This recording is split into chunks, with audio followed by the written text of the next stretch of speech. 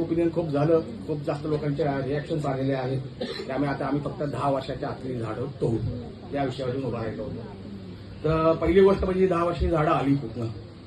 स्वयंबायावरती आली असतील, बऱ्याच बाबूळ येडी बाबूळ असो, सुबाबूळ असो या कुठलेही झाड असो, स्वयंबायावरती आली असतील तर त्या झाडांना विशेष प्रोटेक्शन आहे ऍज पर एन्व्हायरमेंटल ऍक्ट. तुम्ही लावली असतील तर ते आमच्या टॅक्सपेअरच्या पैशाने लावले, तुम्ही स्वतःच्या पैसे नक्की खर्च करणार नाही एवढी आम्हाला नक्की माहिती आहे. त्यामुळे ही जी झाडं आहेत ही टॅक्सपेअरच्या पैशाने लागलेली आहेत आणि त्यामुळे ती तोडायला सुद्धा तुम्हाला टॅक्सपेअर्सना आन्सरेबल आहे. पब्लिक एक्सचेकर पैसा आहे, तर कृपया करून तुम्ही त्याला हात लावाल किंवा त्याच्या भानगडीत पडू नये. त्यानंतर पुढची गोष्ट 10 वर्षाची झाडं. अरे 10 वर्षाचं वय नक्की झाडं तर ठरवणार कोण?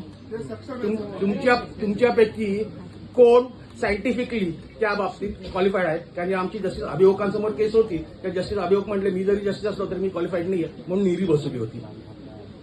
त्यामुळे तुम्ही नक्कीच क्वालिफाईड नाही असं मी गृहीत धरतो. भले फॉरेस्टमध्ये काम जरी केलं असेल तरी तुम्ही फॉरेस्टमधले दुय्यम अधिकारी आहात. तुम्ही प्रथम ह्याच्यामध्ये काही सीसीएफला सुद्धा तेवढी अक्कल धरता येत नाही किंवा प्रिन्सिपल सेक्रेटरीला तेवढी अक्कल धरता येत नाही असं मी ठामपणे इथे सांगतो.